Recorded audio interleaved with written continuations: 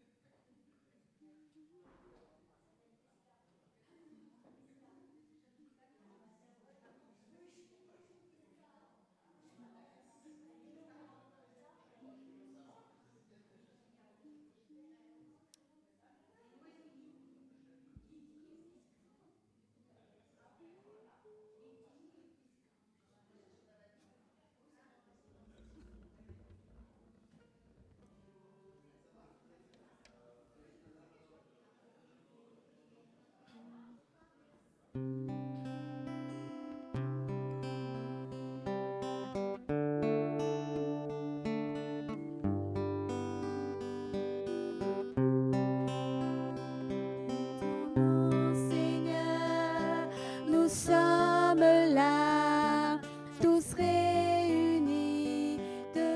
toi.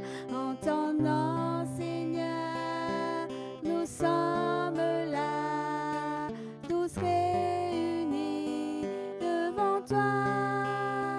Honneur au Père, honneur au Fils, honneur à l'Esprit du Dieu Tout-Puissant. Honneur au Père, honneur au Fils, honneur à l'Esprit du Dieu Tout-Puissant. En ton nom, Seigneur, honneur au Fils, honneur à l'Esprit du Dieu Tout-Puissant.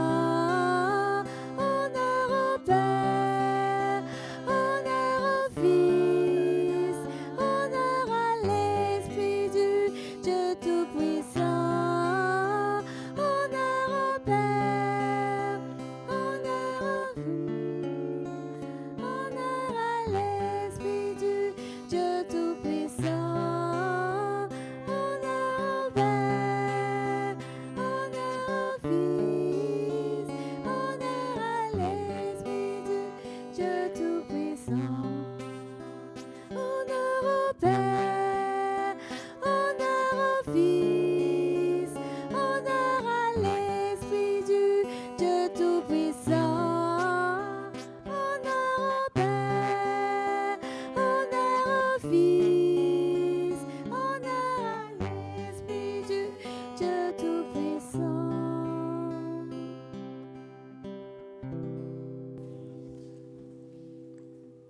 La grâce et la paix vous sont données de la part de Dieu, trois fois saint, le Père, Fils et Saint-Esprit. Le Seigneur nous appelle, le Seigneur nous rassemble, il envoie son Esprit à ceux et celles qui croient et qui lui demandent. Prions. Oui, Père, comme le dit le chant de tout à l'heure que nous avons fredonné, nous sommes là, Père, ce matin, dans ton temple, pour t'honorer et te glorifier. Oui, en ton nom, Père, nous sommes réunis devant toi ce matin pour témoigner de ton amour, de la joie de te servir et de nous retrouver en communauté de frères et de sœurs liés par l'amour fraternel que tu as donné à chacun de nous en nous appelant tes enfants par le sacrifice et le don de ton Fils, Jésus-Christ, notre frère, notre Sauveur. Aussi, l'honneur te soit rendu à toi, notre Père céleste. Honneur à Jésus-Christ, ton Fils, notre Sauveur, et honneur au Saint-Esprit, ton souffle qui nous est donné et à l'œuvre au quotidien dans notre vie. Merci, Père, de ton amour inconditionnel, et merci car tu prends soin de nous à chaque instant et tu nous préserves et nous protèges du malin et de l'esprit du monde qui veut nous happer souvent.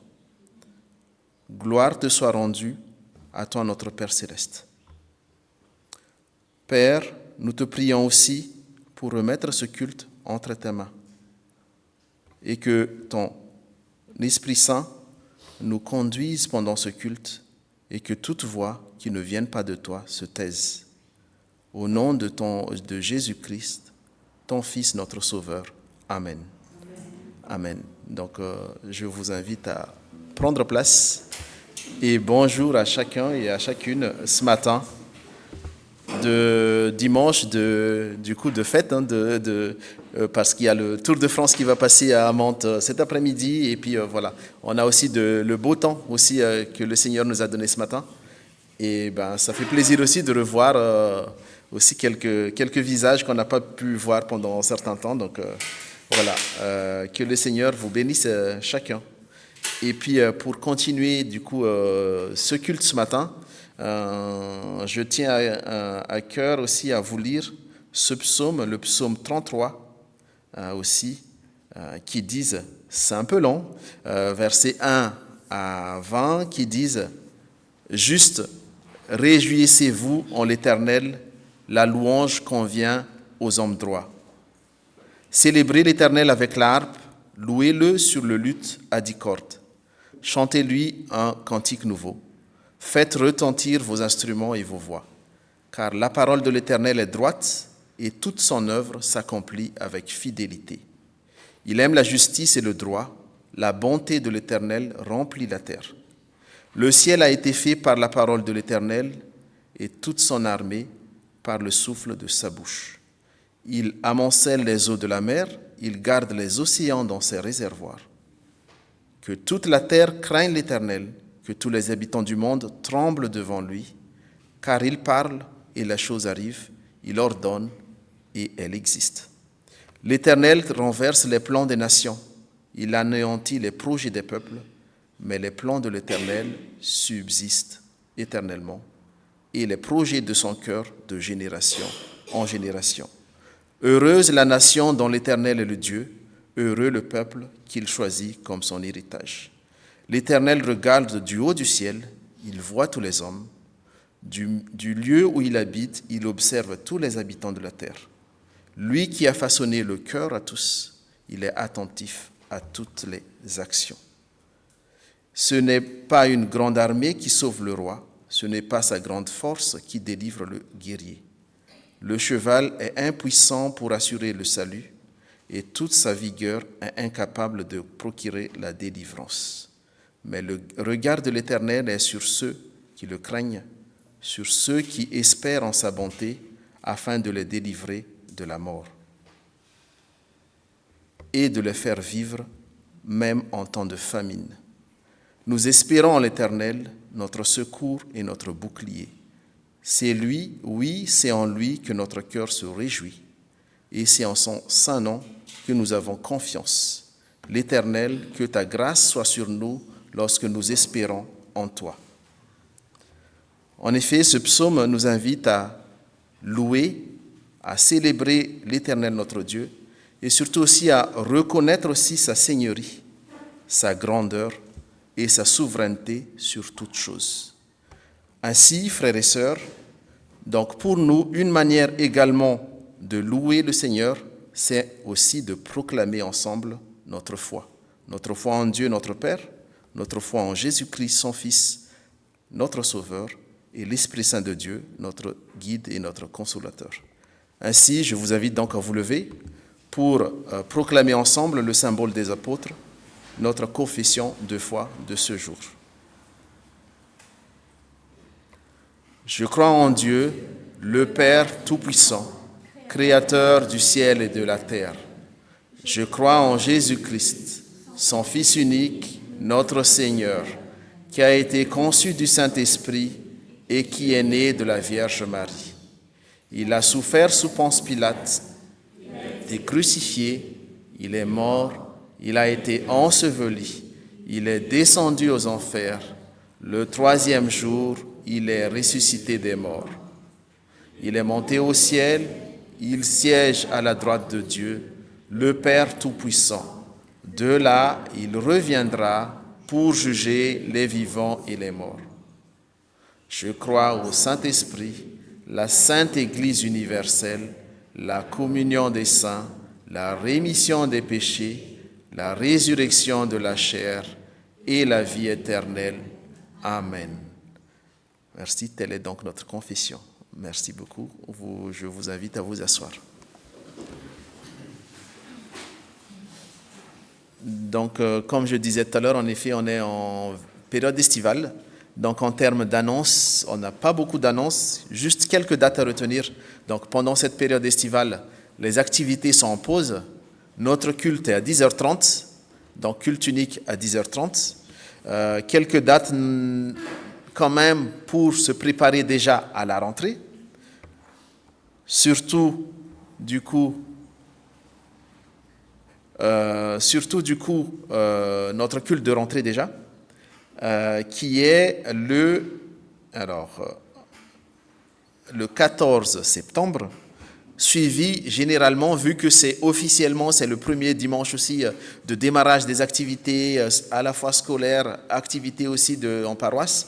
Donc on en profite aussi à l'issue de ce culte de rentrée, suivi généralement d'un repas tiré des sacs, donc où on échange aussi par rapport à ces quelques semaines où on s'est plus ou moins croisés, et aussi pour démarrer les activités de l'Église. Et surtout, le week-end d'après, donc le week-end, donc le 20 septembre au 21 septembre, c'est la journée du patrimoine. Et comme à notre habitude maintenant depuis quelques années, 3 ans je pense à peu près, on ouvre également notre temple pour cette journée du patrimoine. Donc retenez bien, le samedi 20, le dimanche 21, journée du patrimoine, et donc le temple sera ouvert au thème de ce journée du patrimoine, qui est la mise en valeur justement cette fois du patrimoine architectural. Donc il y a quelques photos qui ont été prises. Ce sera l'occasion également de présenter ces photos, et aussi peut-être aussi avec l'historique du temple. Bon, on va voir, mais en tout cas le programme vous sera donné plutôt vers septembre, je pense, pour que chacun puisse voir qu'est-ce qu'il y aura dans notre temple au cours de ce week-end du 20 septembre à 21 septembre. Et aussi, en même temps, le 20 septembre aussi, plutôt dans la soirée, à partir de 18h, ça fait quelque temps qu'on ne l'a pas fait, ce sera un apéro d'accueil pour les nouveaux. Donc, je dis nouveaux, vraiment nouveaux, ou ceux aussi qui veulent connaître également les activités, les groupes, les ministères qui existent également au temple. Vous êtes les bienvenus. C'est le moment d'échanger avec les responsables des activités, de poser des questions aussi. Donc, ce sera le samedi 20 septembre à 18h. Et concernant l'activité, donc le groupe de prière du mardi, pendant cette période estivale, elle aura lieu, comme à son habitude, tous les mardis à 14h, mais uniquement par Zoom. Voilà.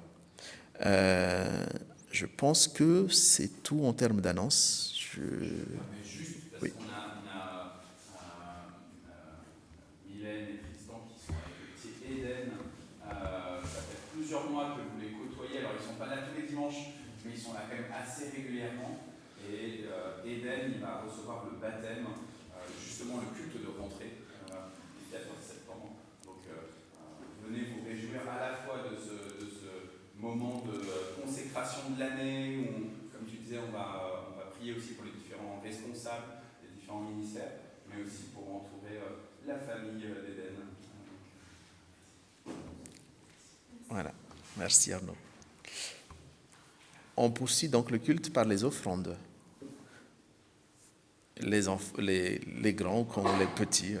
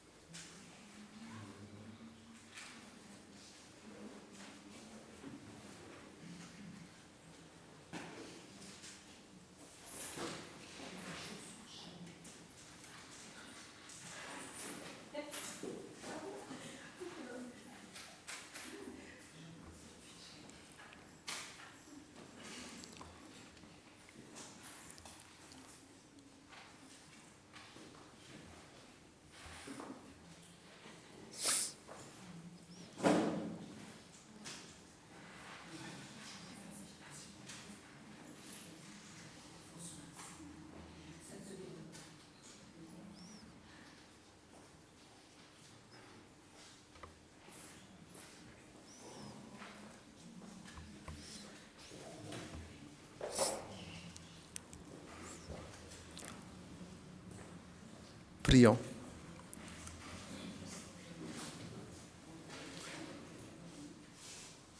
Oui, merci Père, merci aussi pour cette joie que tu nous donnes à chaque fois, cette joie d'offrir aussi par rapport aussi aux besoins de ton Église, par rapport aussi, Seigneur, aux besoins aussi d'évangélisation pour faire connaître aux autres aussi, Seigneur, ta parole. Donc reçois notre offrande, Seigneur, pour faire fructifier les œuvres dans ton Église, aussi pour faire connaître aussi ta parole aussi à ceux et celles qui ne le sachent pas encore, à ceux et celles qui ont besoin, qui ont soif, et aussi pour que cette offrande aussi puisse être à l'œuvre aussi à ceux et celles qui en ont besoin. Merci Père. Amen.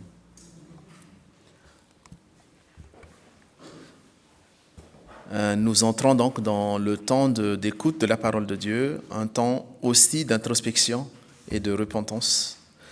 Pour ce matin, du coup, pour se conduire dans ce temps,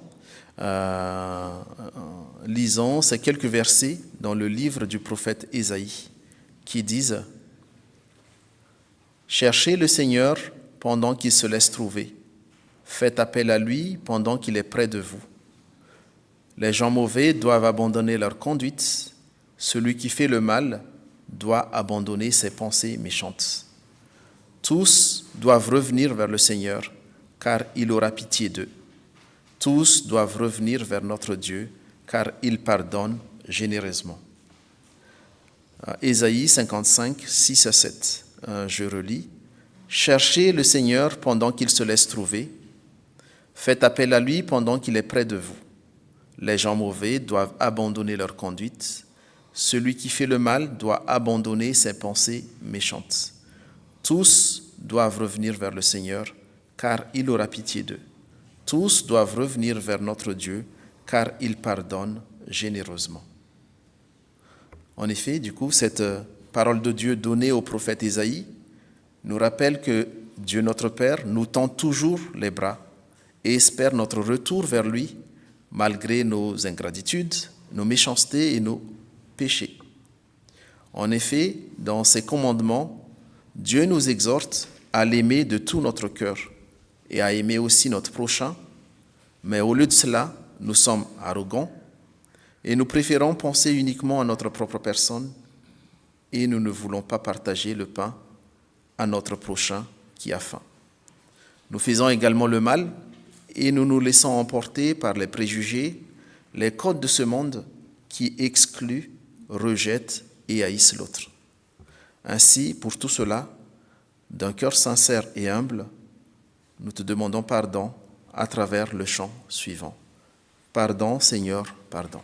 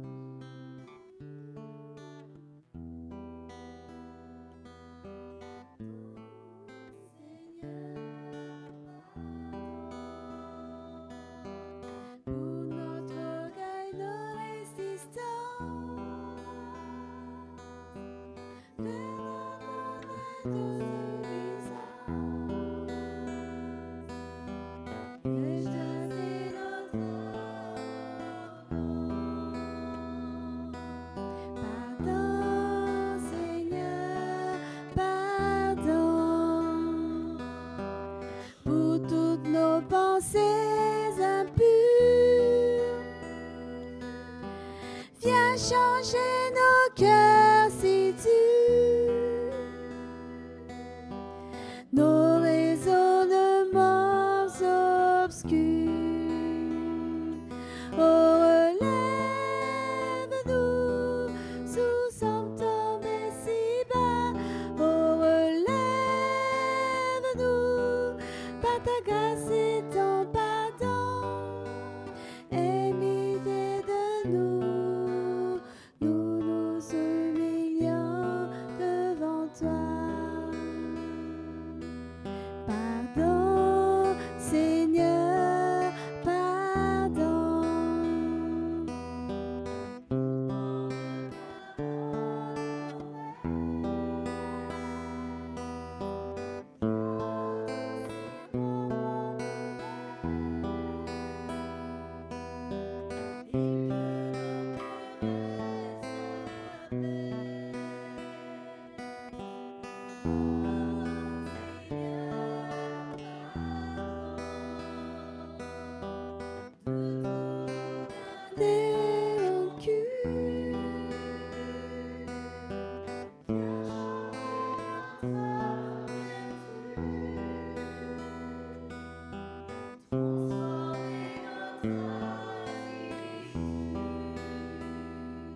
Oh, relève-nous,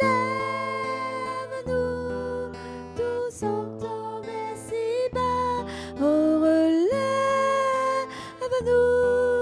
par ta grâce et ton pardon.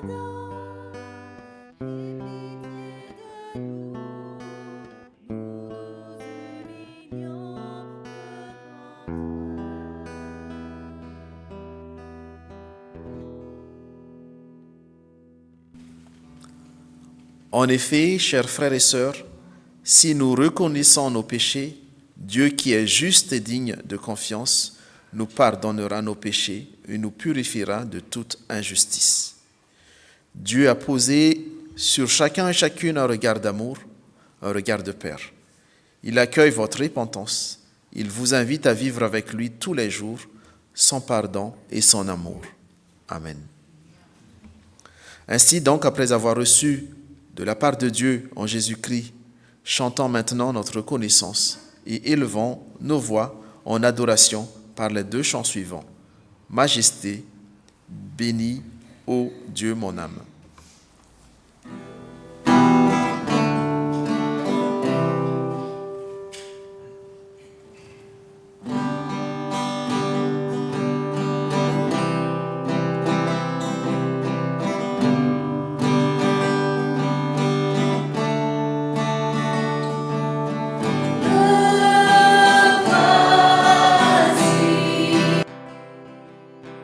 Conscient du ta majesté,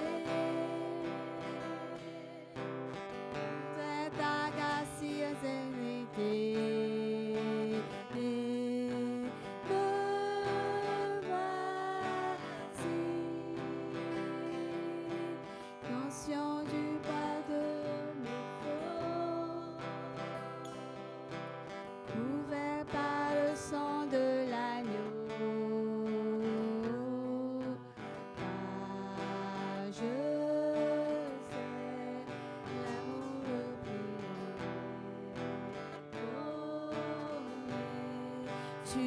sais l'amour le plus donné. Tu as offert ta vie, venu dans sacrifice. Majesté, majesté, ta grâce m'a tout vaincu que je suis. Je n'ai rien à moi, mais en toi je vis. Majesté,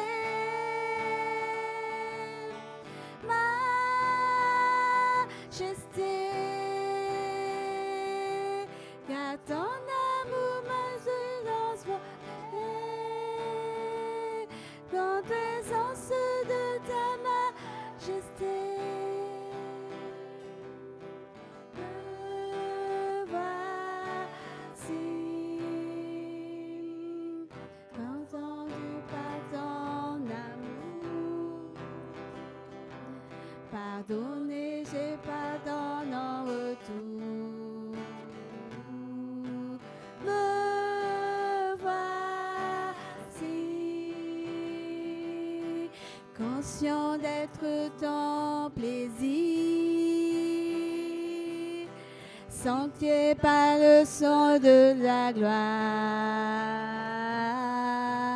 Car je sais l'amour le prudent m'est donné.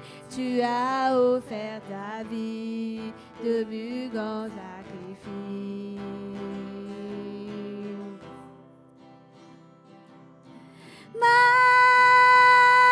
Majesté,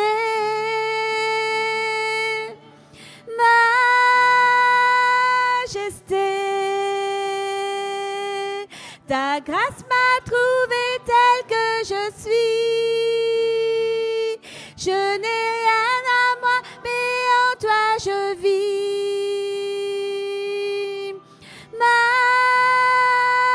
Majesté,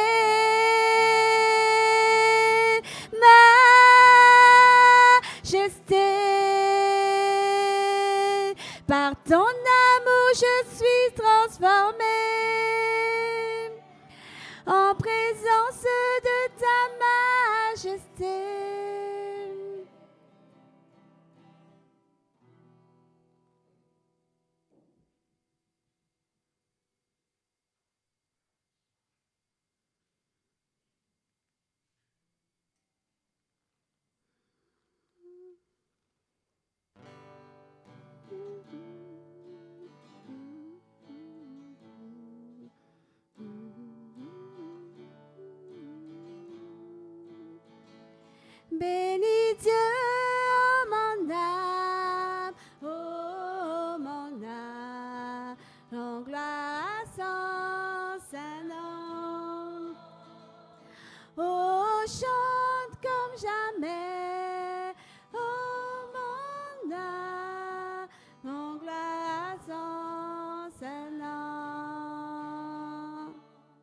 Voici l'aube d'un nouveau jour.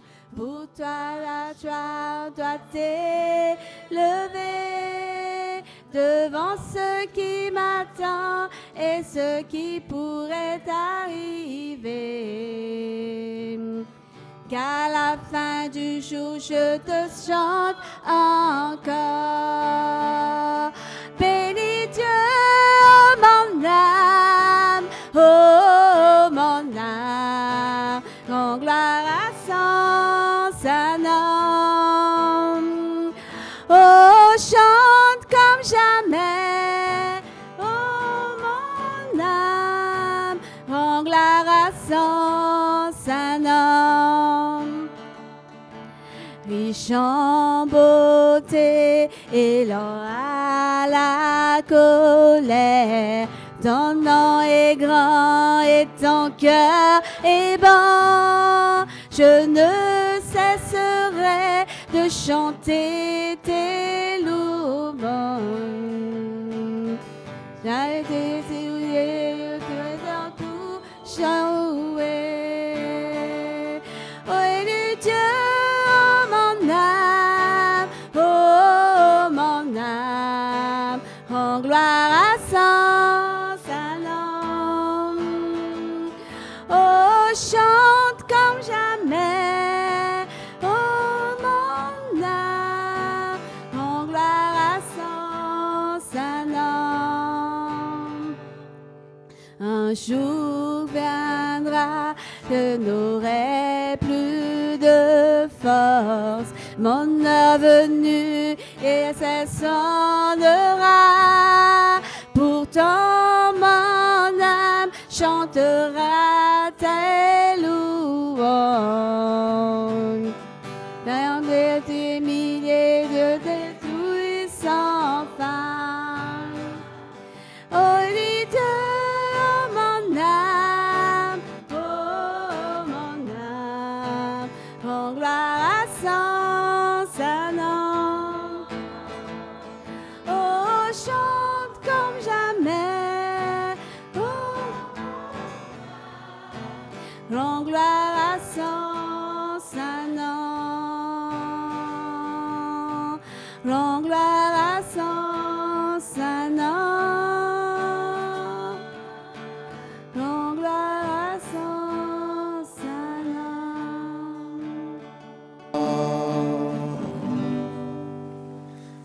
Amen. Je vous invite à prendre place.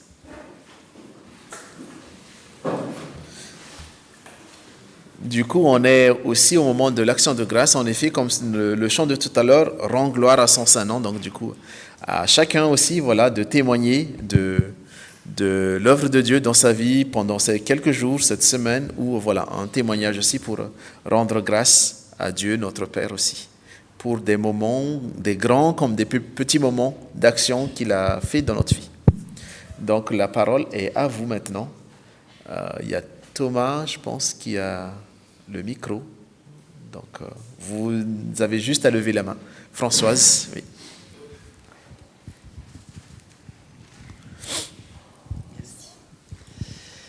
Bon, en ce moment, je vis des moments difficiles entre le décès de ma tante et la maladie de mon frère qui progresse. Mais je prie beaucoup et ça m'aide vraiment. Voilà, et chaque fois que que je me décourage, que ça ne va pas, il y a toujours quelque chose qui se produit, qui est positif et qui me permet de reprendre courage et de reprendre des forces. Alors merci Seigneur. Oui, et nous continuons aussi à vous porter en prière aussi, François. Il est vraiment notre abri et notre rocher. Oui, merci Françoise.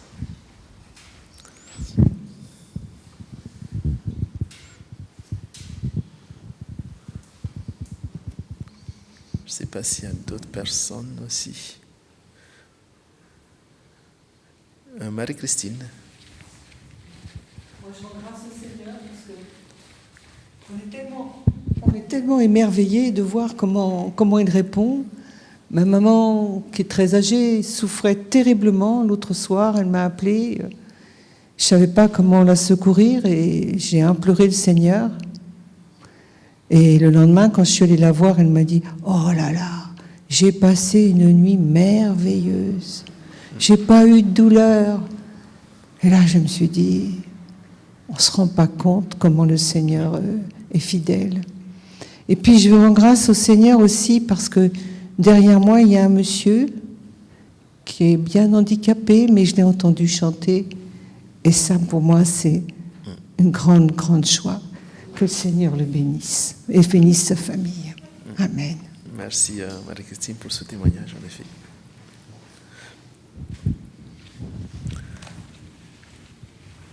Il y a Anta aussi qui... Je rends grâce aussi au Seigneur parce que depuis quelque temps, j'ai perdu un frère et une sœur. Mon frère, il a été enterré le 1er janvier 2025 et ma sœur est partie brusquement, il y a un mois. Et merci Seigneur de m'avoir donné vraiment la communauté parce que quand on m'annonce le décès, mes enfants, ils viennent, ils appréhendent comment je vais réagir et je sens que le Seigneur est là pour moi. Je suis triste, j'ai été triste et même là, je suis triste, mais ça me revient toujours, mais je sens la présence de Dieu à chaque fois. Surtout pour nous qui sommes loin de nos familles. Donc c'est très difficile et ça nous revient à chaque fois parce qu'on a l'impression de ne pas avoir fait pas assez pour nos familles. Donc comme moi, je n'ai pas pu y aller, retourner à Madagascar. Donc j'étais là, mais j'ai senti... Et puis de se savoir porté par les frères et sœurs, ça m'a beaucoup porté et ça m'a beaucoup aidé. Et gloire à Dieu que je puisse avoir toute cette communauté. Merci. Ouais, gloire à Dieu. En effet, c'est ça aussi en effet, d'être en communion avec, en Église aussi, donc de partager ensemble nos peines, nos sujets de prière aussi. Voilà. Le Seigneur nous encourage à travers les paroles des frères et sœurs, à travers les prières. Et aussi, voilà, il ne nous laisse pas seuls. Donc, oui, merci Seigneur. On peut remercier le Seigneur, nous aussi, pour les prières de nos frères et sœurs, pour le Seigneur qui était là, car on a passé une semaine aussi très difficile, très noire, très découragée, au plus bas. Et merci pour les prières de tous les frères et sœurs, et le Seigneur qui nous a relevés, fortifiés. Gloire à son nom. Merci Nicole. Je ne sais pas s'il y a d'autres personnes. Pour ma part, juste pour terminer, en effet, je remercie aussi Seigneur parce que voilà, la santé de ma maman s'améliore également. Donc, elle a retrouvé un peu de mobilité.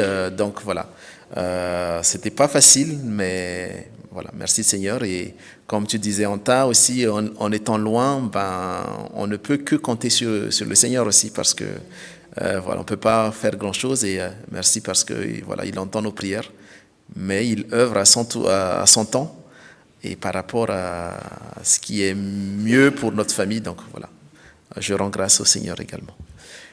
Je propose qu'on continue le culte. Donc pour les autres actions de grâce, ne vous en faites pas, tous les dimanches on a un temps d'action de grâce parce que c'est un temps aussi pour fortifier, édifier et témoigner justement de ces petits comme des grands moments que le Seigneur aussi œuvre dans notre vie.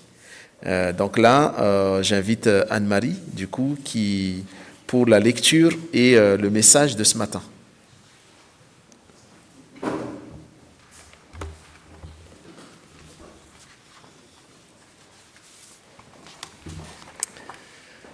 Bonjour à tous. Je vous invite à incliner vos têtes. On va prier avant d'écouter ce message. Père, merci pour tout ce que tu as encore à nous dire. Et ce matin, nous voulons ouvrir non seulement nos oreilles, mais aussi notre cœur, afin que tu puisses toucher notre cœur et que les paroles que tu as pour nous puissent vraiment s'imprégner. Amen. Alors on continue dans la grande lignée de l'été. Et moi j'ai choisi ce matin la bienveillance. Parce que je trouve que c'est quelque chose qui devrait nous caractériser tous, la bienveillance. Et puis le passage qui va avec me plaisait énormément. Vous verrez après. La Bible nous donne pas mal d'exemples.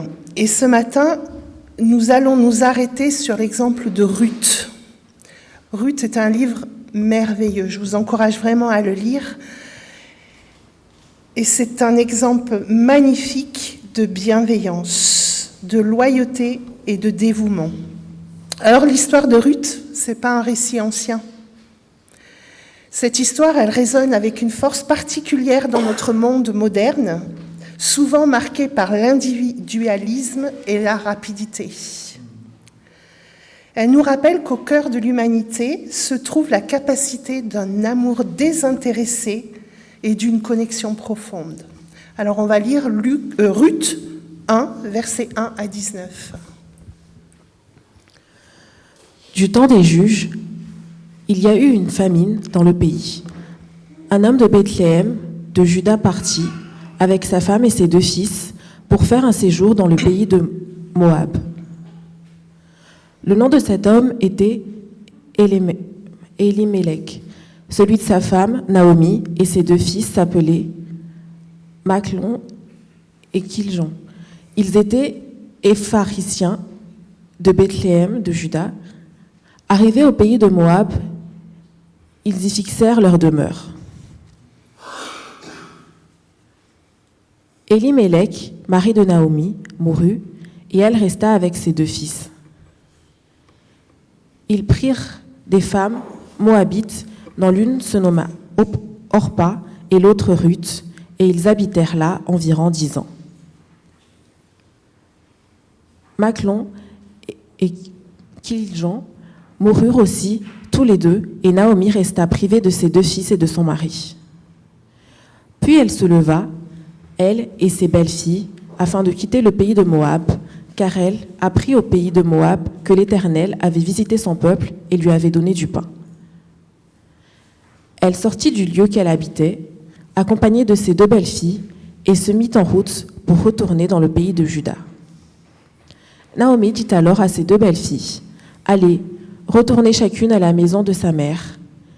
Que l'Éternel use de bonté envers vous, comme vous l'avez fait envers ceux qui sont morts et envers moi.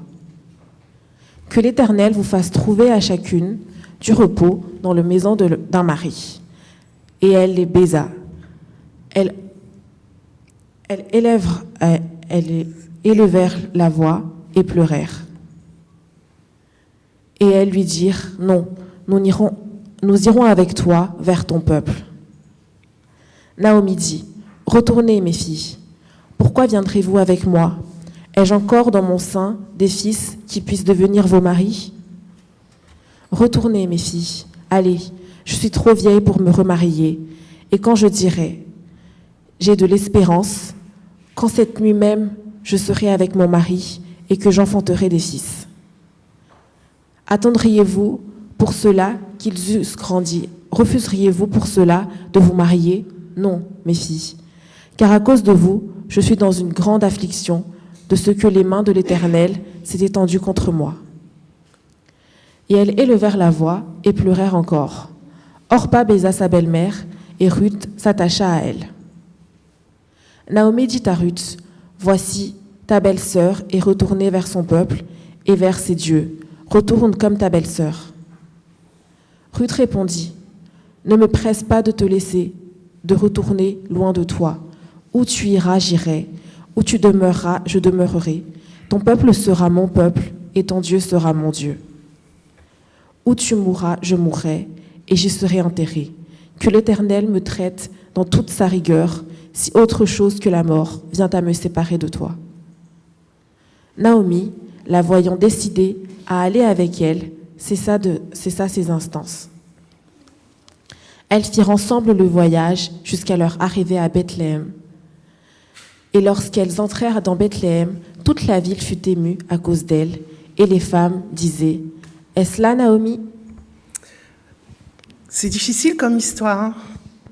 La pauvre Naomi perd son mari, ses 2 fils, dans un pays qui n'était pas le sien. Je pense que vous connaissez la suite, mais je vais quand même vous la résumer. Donc, une de ses belles-filles retourne dans sa famille, et Ruth, elle, persiste et dit non, je vais venir avec toi. Donc, toutes les 2 partent à Bethléem, au début de la moisson de l'orge, pour subvenir à leurs besoins. Ruth va glaner dans les champs. À l'époque, c'était une pratique autorisée par la loi mosaïque pour les pauvres.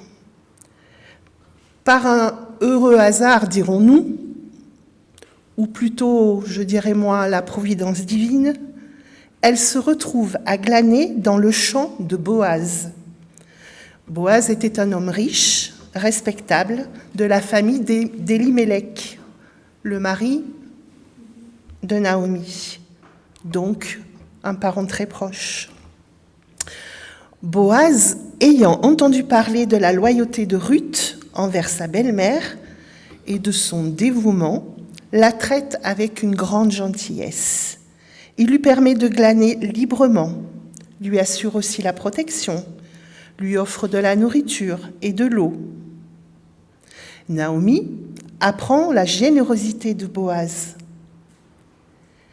Elle apprend qu'il est un Goël. Alors c'est un parent rédempteur, c'est quelqu'un qui a le droit et le devoir de racheter la terre de la famille et par extension de prendre Ruth pour femme afin de perpétuer le nom de la lignée. Boaz et Ruth se marient, Ruth donne naissance à un fils qu'il nomme Obed. Cet enfant devient le père de Jessé, qui est lui-même le père du roi David, et ainsi, dans la lignée d'Israël, devenant une ancêtre directe du roi David et par conséquence de Jésus-Christ.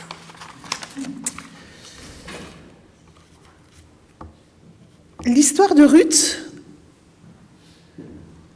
fait vraiment appel à de la bienveillance. Face à l'adversité, cette femme a choisi un chemin de fidélité et d'amour, nous offrant à nous une leçon profonde sur la puissance transformatrice d'un cœur bon. Ruth, la Moabite, n'était pas liée à Naomi par le sang. Pourtant, quand l'épreuve les frappe, quand la désolation menace de tout emporter, c'est Ruth qui prononce ces mots inoubliables, imprégnés d'une bienveillance pure. « Là où tu iras, j'irai, et où tu demeureras, je demeurerai. Ton peuple sera mon peuple, et ton Dieu sera mon Dieu. » Dans Ruth 1,16. Elle aurait pu faire comme sa belle-sœur et dire après tout, c'est que ma belle-mère, j'ai pas de relation avec elle plus que ça. Je suis jeune, il faut que je vive, il faut que je refasse ma vie. Puis je vais peut-être pas m'occuper d'une personne d'un certain âge. C'est peut-être pas à moi de m'occuper de ma belle-mère. C'était pas une simple déclaration, c'était un engagement profond qu'elle a pris, un acte de bienveillance qui dépasse les frontières, les cultures et les conventions. Ruth a choisi de soutenir, d'aimer et de prendre soin de Naomi. Est-ce qu'elle l'a fait par obligation ? Non, je ne pense pas. Mais elle l'a fait avec son cœur. Alors on va peut-être un petit peu s'arrêter sur ce qu'est la bienveillance. La bienveillance est une qualité humaine essentielle qui vise à donner le bonheur aux autres. C'est une attitude fondamentale qui se traduit par la pensée, par des paroles, par des actions empreintes de gentillesse, de considération et de respect. Par opposition, bien sûr, on a quoi ? La malveillance. La malveillance, elle, constitue une attitude ou une disposition pleine de dédain, d'animosité, d'antipathie, de ressentiment, de désobligeance et d'hostilité à l'égard d'autrui. La bienveillance, ce n'est pas simplement une absence de malveillance, mais c'est une démarche dynamique. Elle se décline en plusieurs facettes. Une écoute active, sans jugement, un soutien moral dans les moments difficiles, une tolérance face aux différences et une générosité de cœur et d'esprit. C'est une force intérieure qui nous pousse à agir avec humanité et à chercher le bien commun. Avoir de la bienveillance, c'est avoir une intention positive. Au cœur de la bienveillance, bien sûr, se trouve le désir sincère de voir l'autre s'épanouir, d'éviter de lui causer du tort, de contribuer à son bien-être. Ce n'est pas de la pitié. C'est plutôt une reconnaissance de la dignité et de la valeur de l'autre individu, de chaque individu. Alors on choisit d'être bienveillant.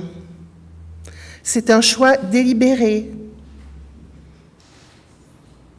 que nous faisons chaque jour, souvent imperceptiblement, de voir l'autre avec les yeux de l'empathie et de la compassion, plutôt que de le regarder avec un jugement ou même de l'indifférence. Elle se manifeste aussi dans les actes. La bienveillance ne reste pas qu'au niveau de l'intention. Elle se concrétise par des gestes, des paroles, des comportements. Cela peut aller d'un simple sourire à une écoute attentive, un mot d'encouragement ou un acte concret. Alors, que nous enseigne Ruth sur la bienveillance ? Elle nous enseigne que c'est un choix actif. La bienveillance n'est pas passive. Elle demande une décision consciente de tendre la main, d'écouter, de comprendre, d'agir avec compassion. Malgré les difficultés immenses, la perte de son mari, l'exil, la pauvreté, Ruth a choisi la foi et la fidélité, démontrant que la bienveillance peut fleurir même dans les terres arides de l'adversité. La bienveillance dépasse les attentes. Ruth, on est bien d'accord qu'elle n'avait aucune obligation légale ou sociale de rester avec Naomi. Elle l'a choisi. Sa bienveillance était un don pur et elle attendait quoi en retour ? Rien.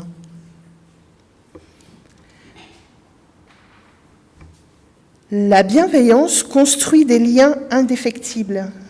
C'est par sa bienveillance que Ruth a tissé des liens si forts, non seulement avec Naomi, mais aussi avec Boaz, et finalement avec toute une lignée qui l'amènera au roi David et bien plus tard à Jésus.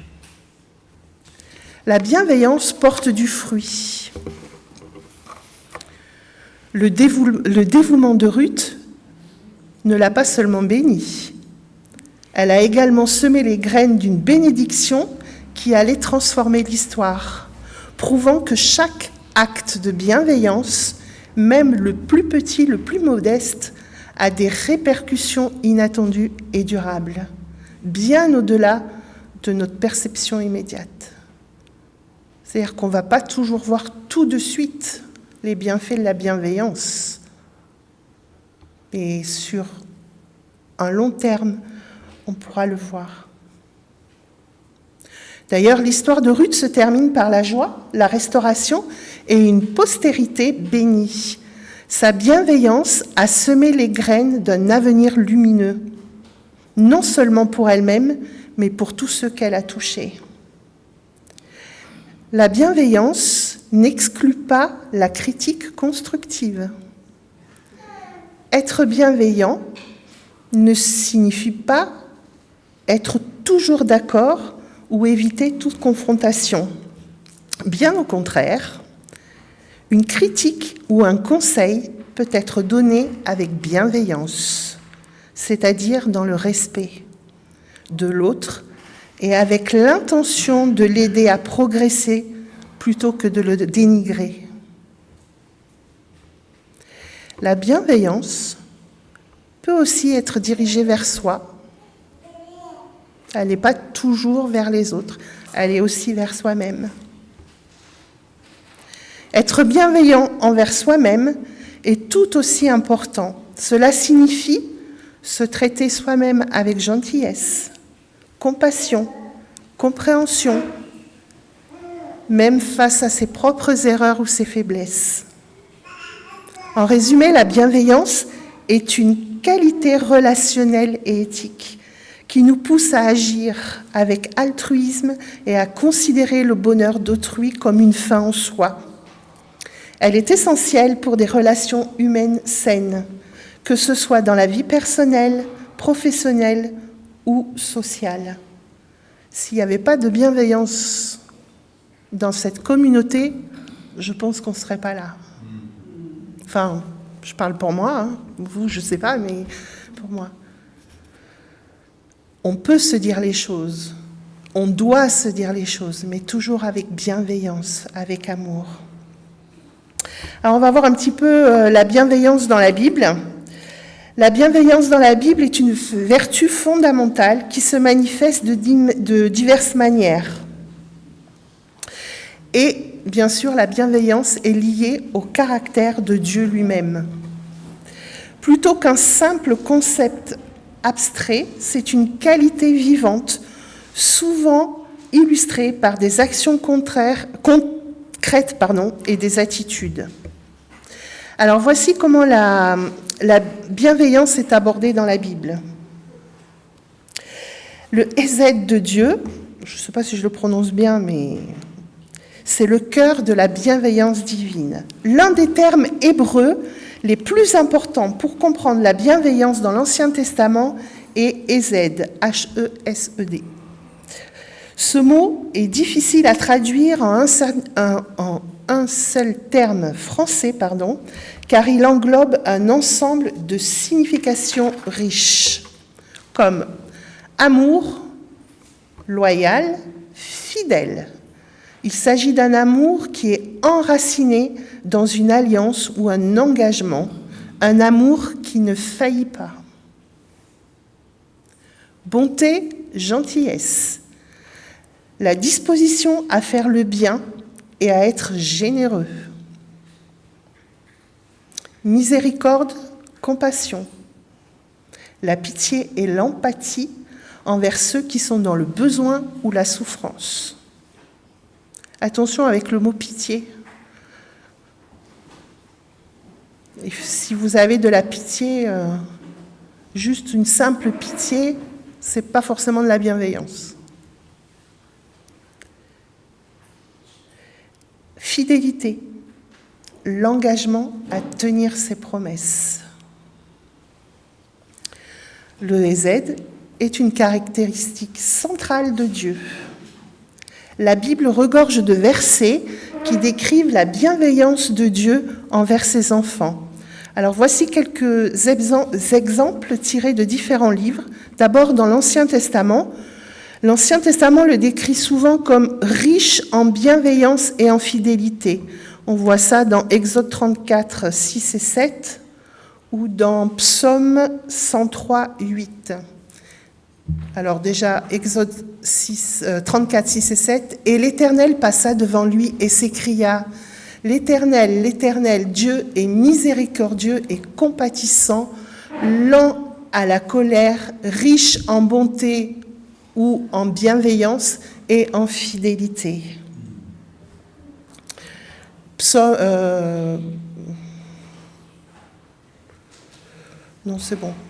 Psaume 103, verset 8, c'est le même verset qui revient. « L'Éternel est miséricordieux et compatissant, lent à la colère et riche en bienveillance ou en bonté. » Lamentation 3, versets 22 et 23. « Les bontés ou la bienveillance de l'Éternel pour nous ne sont pas épuisées. Ses compassions ne sont pas à leur terme, elles se renouvellent chaque matin. Oh, que ta fidélité est grande. C'est le fondement de la relation avec son peuple. Même quand celui-ci lui est infidèle, des figures comme Ruth illustrent le Hésed humain en miroir du Hésed divin, montrant une loyauté, une bonté qui vont au-delà des attentes normales. Alors, il y a quelques exemples du Hésed de Dieu. Il y a le pardon des péchés d'Israël à maintes reprises. Malgré cela, il est toujours resté bienveillant. La délivrance de son peuple de l'esclavage et des épreuves, quelle bienveillance! Sa provision et sa protection constante. La bienveillance est aussi un commandement pour les croyants et c'est un fruit de l'esprit. Alors dans le Nouveau Testament, la bienveillance, souvent traduite par bonté ou gentillesse, est présentée comme une qualité que nous, les croyants, sommes appelés à développer, guidés par le Saint-Esprit. Dans Galates 5, 22-23, le fruit de l'Esprit énumère la bonté comme l'un des fruits de l'Esprit important. Cela signifie que c'est une caractéristique qui grandit naturellement chez ceux qui sont guidés par l'Esprit de Dieu. C'est un commandement. Lorsque nous choisissons la bienveillance, nous ne faisons pas seulement le bien autour de nous, nous nous transformons nous-mêmes. Cette qualité façonne notre caractère, élargit notre compassion et renforce notre connexion avec Dieu et avec autrui. Cette bienveillance est un pilier de la maturité spirituelle. Et les chrétiens sont exhortés à être bienveillants les uns envers les autres, à l'image de Dieu. Éphésiens 4, verset 32 nous dit « Soyez bons les uns envers les autres, compatissants, vous pardonnant réciproquement comme Dieu vous a pardonné en Christ. »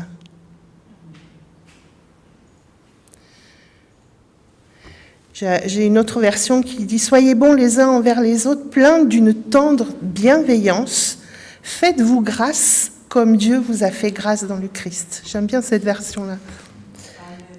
Colossiens 3, verset 12, il est dit aussi « Ainsi donc, en tant qu'être choisi par Dieu, saints et bien-aimés, revêtez-vous d'entrailles de miséricorde, de bonté, d'humilité, de douceur et de patience. » L'exemple de Jésus, c'est que Jésus est l'incarnation parfaite de la bienveillance divine sur la terre. Il a manifesté une compassion profonde envers les malades, les marginaux, les prostituées, les pécheurs et tous ceux qui souffraient. Ses miracles, ses enseignements et son sacrifice ultime sont des expressions suprêmes de la bienveillance et d'amour. Alors Jésus n'a pas seulement prêché la bienveillance, il l'a vécue à chaque instant. Ses paroles et ses actes incarnaient une bienveillance radicale. Une agapé, ou si vous préférez, un amour désintéressé qui dépasse toutes les barrières sociales et les préjugés. Et bien sûr, Jésus nous appelle à suivre son exemple, à voir chaque individu comme digne d'amour et de respect. La bienveillance en action, c'est bien au-delà de nos mots. La Bible insiste sur le fait que la bienveillance n'est pas seulement une émotion ou une intention, mais qu'elle doit se traduire par des actions concrètes. Et dans Proverbe 22, 9, il est dit « L'homme au regard bienveillant sera béni. » Je répète, « L'homme au regard bienveillant sera béni, car il donne de son pain aux pauvres. » Là, la bienveillance est liée à la générosité. Tite 3, versets 4 et 5 pour ceux qui prennent des notes. Mais lorsque la bonté et l'amour de Dieu, notre Sauveur, sont apparus, il nous a sauvés non à cause d'œuvres de justice que nous aurions faites, mais selon sa propre miséricorde, sa propre bienveillance. Et là, la bienveillance de Dieu est la source de notre salut. Vous connaissez tous la parabole du bon samaritain dans Luc 10, versets 25 à 37. C'est aussi un exemple frappant de la bienveillance en action, où un étranger aide une personne blessée, démontrant que l'amour du prochain est sans distinction. Alors, est-ce qu'on peut dire que la bienveillance doit nous coûter ? Oui et non, mais oui, quand même. Et cela de manière différente. Déjà, la bienveillance a un coût émotionnel et psychologique. La bienveillance, surtout lorsqu'elle est profonde et sincère, peut nous exposer à des coups émotionnels. Par exemple, aider quelqu'un en détresse peut nous rendre plus vulnérables à sa douleur ou à sa souffrance, provoquant de l'empathie et parfois même de la détresse par procuration. Alors cela peut entraîner une certaine fatigue émotionnelle ou de l'épuisement, surtout si nous nous engageons trop ou trop souvent sans prendre le temps de nous ressourcer. La bienveillance peut nous coûter en temps et en énergie. Être bienveillant demande souvent du temps et de l'énergie, que ce soit pour écouter un ami, aider un voisin, faire du bénévolat ou simplement être présent pour quelqu'un. Cela représente un investissement personnel. Parfois, la bienveillance peut avoir un coût financier. Faire un don à une association caritative, offrir un cadeau à quelqu'un dans le besoin ou simplement acheter un café à un sans-abri sont des exemples de situations où la bienveillance se traduit par une dépense d'argent. Parfois, la bienveillance peut avoir aussi un coût relationnel. Paradoxalement, la bienveillance peut parfois entraîner des coûts relationnels. Par exemple, en étant bienveillant envers une personne, on peut déplaire à d'autres qui n'apprécient pas cette attitude, ou même se sentir exploité si notre bienveillance n'est pas réciproque ou est mal interprétée. Alors, cependant, il est crucial de noter que ces coûts ne sont pas nécessairement négatifs. Souvent, les bénéfices de la bienveillance sont la satisfaction personnelle, le renforcement des liens sociaux, l'amélioration du bien-être général, dépassent largement les inconvénients. Le coût de la bienveillance peut être perçu comme un investissement dans des relations saines, avoir une société plus harmonieuse, mais surtout pour notre propre épanouissement.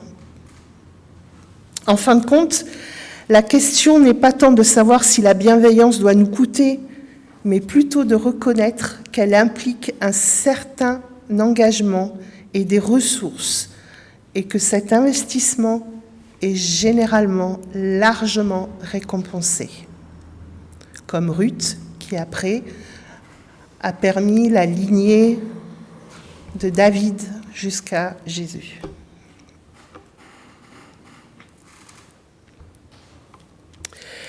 Loin d'être une faiblesse, la bienveillance est une force immense. Elle exige courage, vulnérabilité et surtout persévérance. Elle est le ciment qui lie les familles, les communautés et les nations, capable de panser les plaies, de restaurer l'espoir là où il semble avoir disparu. Alors, en résumé,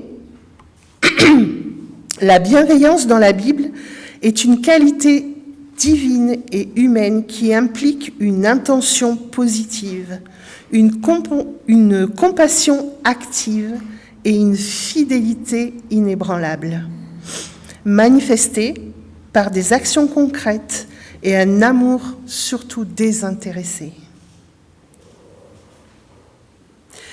Du genre, je vais être bienveillante avec telle personne, comme ça elle va m'apprécier, et puis je vais peut-être...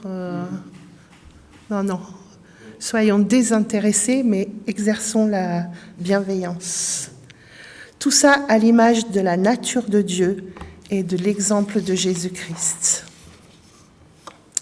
La bienveillance ne se limite pas à nos proches ou à ceux qui nous ressemblent. Elle s'étend à tous, quelles que soient nos origines, nos opinions ou nos situations. C'est une qualité universelle qui favorise la cohésion sociale et la paix. Je répète, elle n'exclut pas la critique constructive. La bienveillance peut être aussi dirigée vers nous.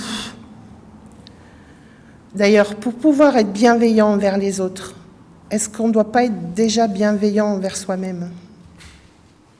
Ça, c'est difficile d'être bienveillant envers soi-même.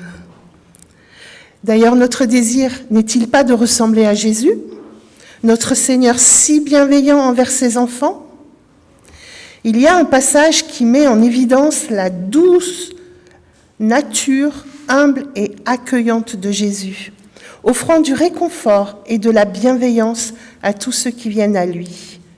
Matthieu 11, versets 28 à 30. Oui. « Venez à moi, vous tous qui êtes fatigués et chargés, et je vous donnerai du repos.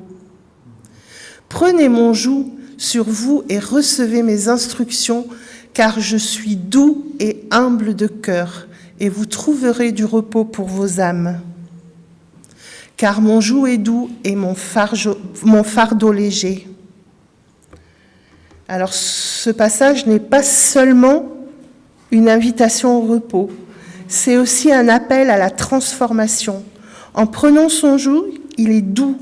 Nous apprenons à marcher dans la douceur et l'humilité, qualité essentielle de la bienveillance. Cela signifie que la bienveillance n'est pas un fardeau, mais une voie de libération. Et moi, ce matin, je voudrais vous inviter à incarner cette bienveillance de Jésus dans votre quotidien par des gestes concrets d'amour et de service. Que notre bienveillance ne soit jamais une façade ou un calcul, mais le reflet sincère de l'amour divin qui habite en nous. En agissant ainsi, non seulement nous honorons notre Seigneur, mais nous devenons aussi agents de paix et de réconciliation dans un monde qui en a vraiment besoin. Que chaque acte, que chaque parole, chaque pensée soit empreinte de cette bienveillance qui rayonne et transforme pour la gloire de Dieu et le bien de la communauté, mais aussi de l'humanité. Amen.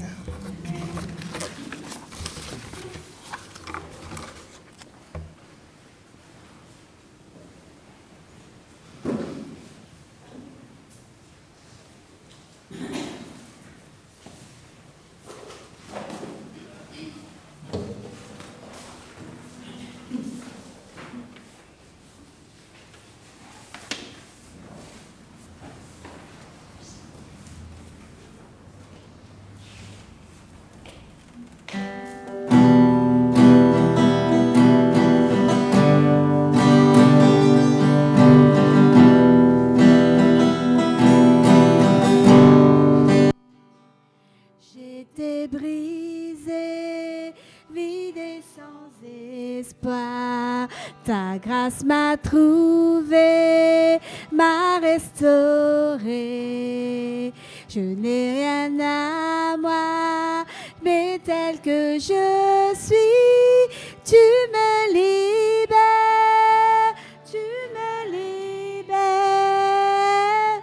grâce infinie de notre Dieu qui un jour m'a sauvé.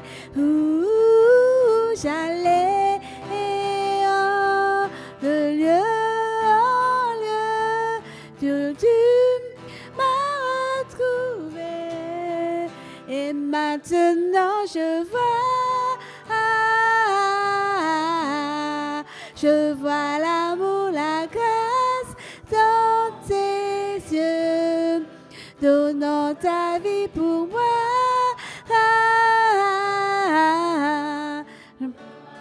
De la mort à la vie.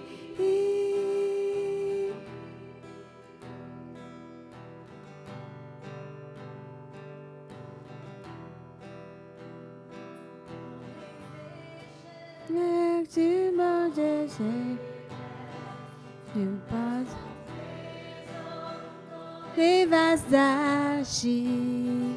Oh, prends mon cœur, Père, je veux te servir pour te doucevoir ta vie en moi. Grâce infinie, notre Dieu qui un jour m'a sauvé. Où j'allais de lieu en lieu quand tu m'as retrouvé. Et maintenant je vois l'amour, la grâce dans tes yeux, devant ta vie pour moi. Me ramenant de la mort à la vie.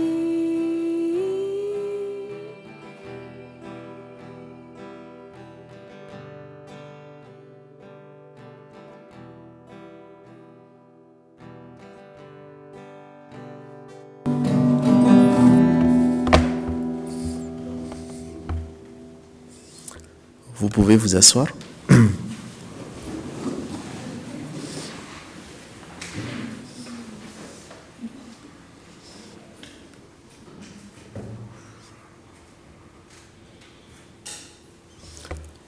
Entrons maintenant dans le temps de la prière d'intercession. Donc du coup, moment aussi pour élever nos voix ensemble pour des sujets qui nous tiennent à cœur, pour prier aussi pour nos frères et sœurs, nos familles, nos proches également.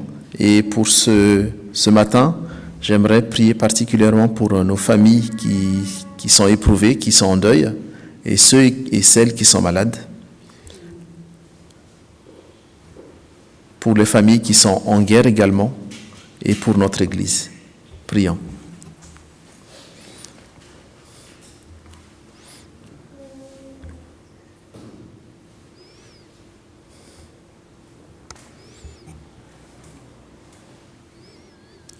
Père, nous élevons nos voix ce matin, ensemble pour te confier nos frères et sœurs qui sont éprouvés par la perte d'un être cher. Nous prions pour Françoise, qui a perdu sa marraine, et aussi pour nos connaissances qui sont endeuillées, dont nous nommons dans le secret de nos cœurs.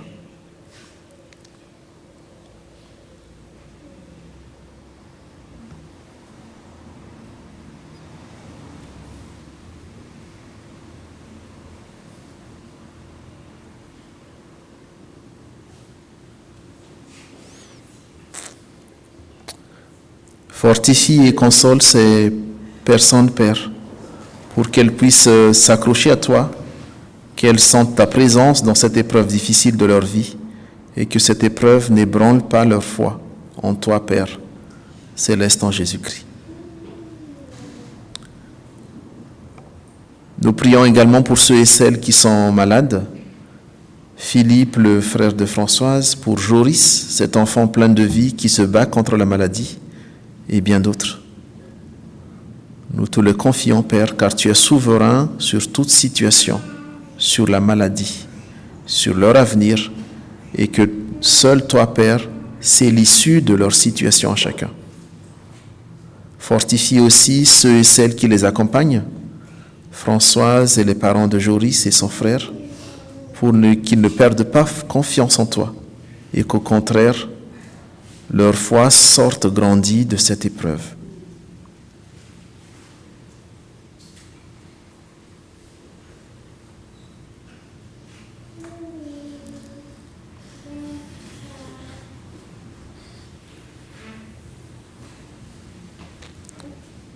Père, nous prions aussi pour les familles, femmes, enfants, jeunes, qui sont dans des territoires en guerre et qui subissent les conséquences de cette guerre.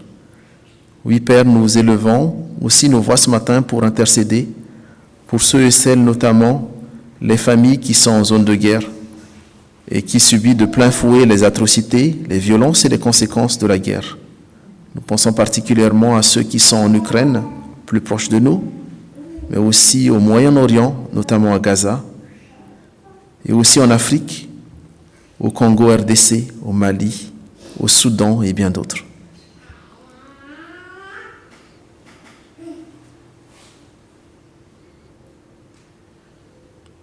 Nous te prions, Père, pour que tu puisses les protéger et leur donner leur pain au quotidien, malgré les atrocités commises par les dirigeants, les belligérants. Nous te prions aussi, Père, pour que tu puisses intervenir pour arrêter cette guerre qui crée le chaos et la folie des dirigeants au détriment de leur peuple. Protège ces femmes, ces enfants et ces jeunes qui sont traumatisés et aide-les à se reconstruire physiquement, mais aussi spirituellement, pour avoir un avenir meilleur.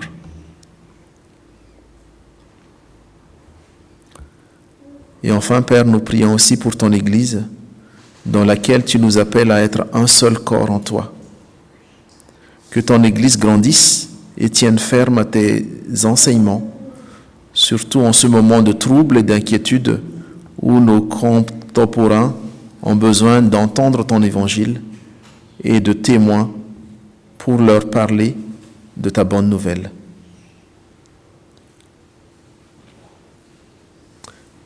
Et enfin, nous terminons tous ensemble cette prière d'intercession par la prière que Jésus-Christ nous a enseignée. Notre Père qui es aux cieux, que ton nom soit sanctifié, que ton règne vienne, que ta volonté soit faite sur la terre comme au ciel. Donne-nous aujourd'hui notre pain de ce jour. Pardonne-nous nos offenses, comme nous pardonnons aussi à ceux qui nous ont offensés. Ne nous laisse pas entrer en tentation, mais délivre-nous du mal, car c'est à toi qu'appartiennent le règne, la puissance et la gloire pour les siècles des siècles. Amen. Amen. En effet, frères et sœurs, du coup, nous arrivons aussi au terme de ce culte, donc je vous invite à vous lever pour l'envoi et la bénédiction. Pour ce matin, j'aimerais vous lire la lettre de Paul aux Galates, Galates 5, 13 à 14, et aussi chapitre 6, versets 9 à 10, qui dit « Frères et sœurs, c'est à la liberté que vous avez été appelés. Seulement, ne faites pas de cette liberté un prétexte pour suivre les désirs de votre nature propre. Au contraire, soyez par amour serviteurs les uns des autres. En effet, toute la loi est accomplie dans cette seule parole, tu aimeras ton prochain comme toi-même. » Et un peu plus loin, « Ne négligeons pas de faire le bien, car nous moissonnerons au moment convenable, si nous ne nous relâcherons pas. Ainsi donc, pendant que nous en avons l'occasion, pratiquez le bien envers tous et en particulier envers nos proches dans la foi. Que le Dieu de toute grâce, qui vous a appelés à sa gloire éternelle en Jésus-Christ, vous affermisse, vous fortifie et vous rende inébranlables. Il vous bénit, celui qui est Père, Fils et Saint-Esprit. À lui le règne et la gloire pour les siècles des siècles. Amen.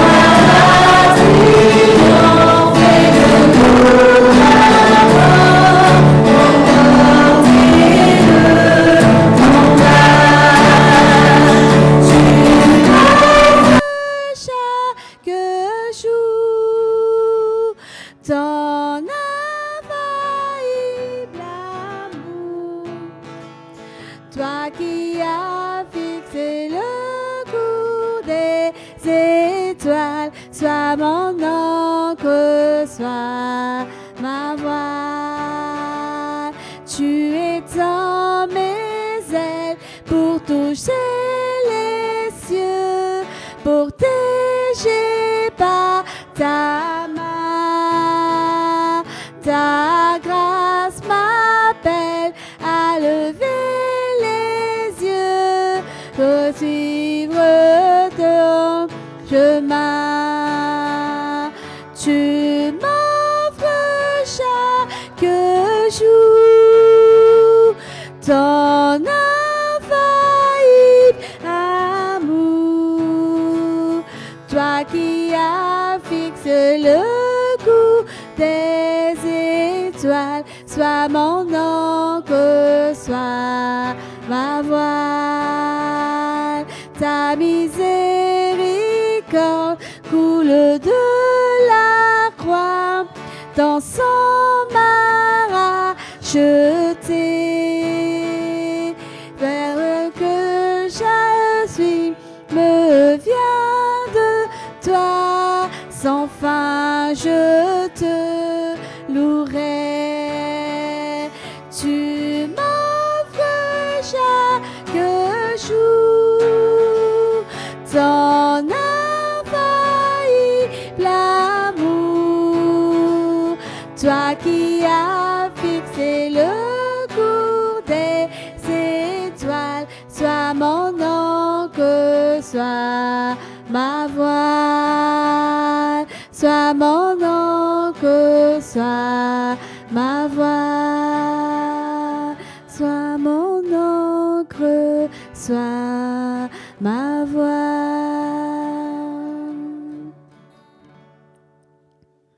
Bon dimanche à tous.